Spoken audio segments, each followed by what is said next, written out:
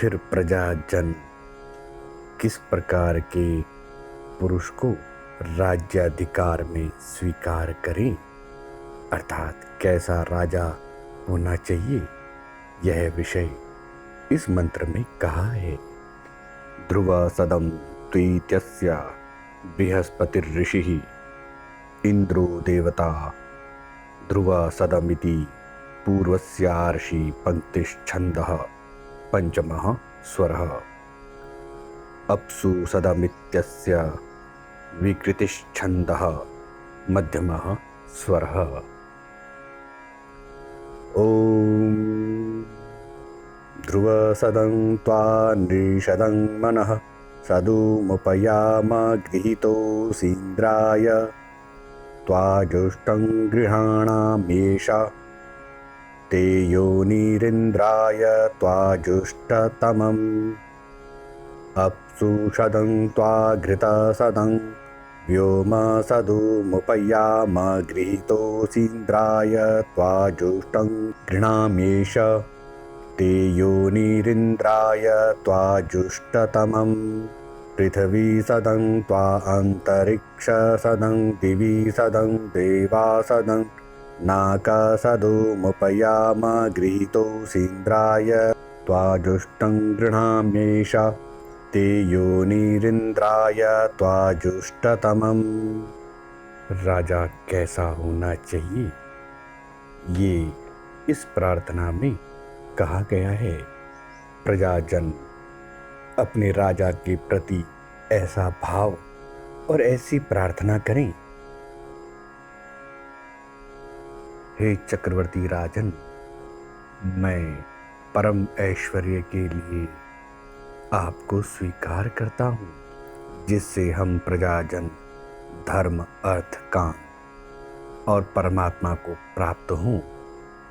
हे राजन, जो योग विद्या के प्रसिद्ध अंग यम का सेवन करने वाले तपस्वी महात्मा लोग हैं, उनके द्वारा भी आप स्वीकार किए गए हो। अर्थात राजा में ऐसा गुण होना चाहिए कि वह योग में निपुण हो, योग का अभ्यासी हो। राज्य में जो योगी तपस्वी लोग हैं, जो अपने योग धर्म में ही स्थित हैं,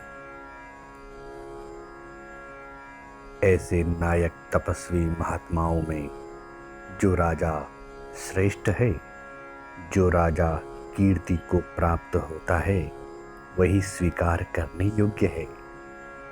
जो राजा विज्ञान में स्थिर है, अर्थात जो राजा मन, चित्त आदि सूक्ष्म शरीर को, अंतःकरण को शुद्ध करके परम विज्ञान में स्थिर रहता है और सबको प्रीति युक्त है, अर्थात जिससे सब प्रेम करें, वही राजा स्वीकार करना चाहिए।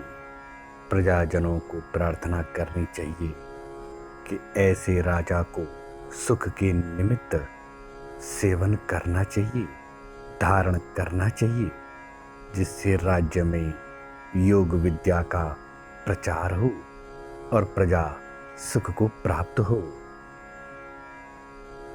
आगे प्रार्थना करें कि हे राजन, ऐश्वर्य को धारण करने के लिए जो आप प्रजा और राजपुरुषों द्वारा स्वीकार किए गए हो और जिससे आपके ही अधीन राज्य के समस्त संसाधन हैं, वे समस्त संसाधन प्रजा के हित और राज्य की सुरक्षा के लिए ही उपयोग में लाए जाएं। इसीलिए मैं आपको राजा स्वीकार करता हूँ। जो राजा राज्य की व्यवस्था के लिए, राज्य के ऐश्वर्य के लिए विमान आदि यानों से आकाश में चलते हुए सबका प्रिय होता है, अर्थात दूर दूर के देशों में व्यापार करता है और राज्य को समृद्ध करता है, इसलिए प्रजाजन को ऐसे राजा को स्वीकार करना चाहिए। आगे प्रार्थना की गई है कि हे सबकी रक्षा करने वाले राजा, केवल राजप्रसाद ही आपका घर नहीं, अपितु समस्त राज्य आपका अपना घर है। ये प्रजा आप ही का परिवार है। इस प्रजा की प्रसन्नता के लिए, दुष्ट शत्रुओं को मारने के लिए मैं आपको स्वीकार करता हूँ। हे सब भूमि में प्रसिद्ध राजन, मैं विद्या, योग और मोक्ष स्वरूप ऐश्वर्य की प्राप्ति के लिए आपको स्वीकार करता हूँ। धर्मार्थ काम मोक्ष के लिए जो आप साधन उपसाधनों से युक्त हो और पृथ्वी में भ्रमण करते हुए योगी महात्माओं का दर्शन करते हो और अंतरिक्ष में भी भ्रमण करते हो और धर्म और न्याय के लिए पृथ्वी और अंतरिक्ष में भी भ्रमण करने वाले आपके न्याय प्रकाश में धर्मात्मा, योगी और विद्वान लोग दुख रहित परमात्मा को प्राप्त करके अपने धर्म में स्थिर होते हैं। ऐसे आप राजा को मैं स्वीकार करता हूँ।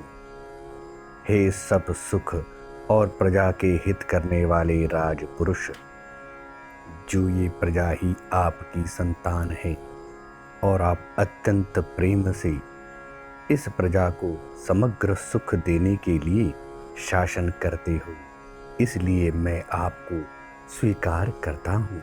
इस मंत्र का भावार्थ ये है कि हे राज प्रजाजनों, अर्थात हे राजा, हे प्रजा, जैसे सर्वव्यापक परमेश्वर संपूर्ण ऐश्वर्य भोगने के लिए जगत को रचता है और सब आत्माओं को सुख देता है, जिससे समस्त जीव परमात्मा के प्रति नतमस्तक होकर नियम से राज्य और ऐश्वर्य को भोगते हैं, ऐसे ही राजा और प्रजा को आचरण करना चाहिए, जिससे सनातन धर्म की रक्षा हो और जिससे धर्म, अर्थ, काम और मोक्ष फलों को सुगमता से प्राप्त कर सकें।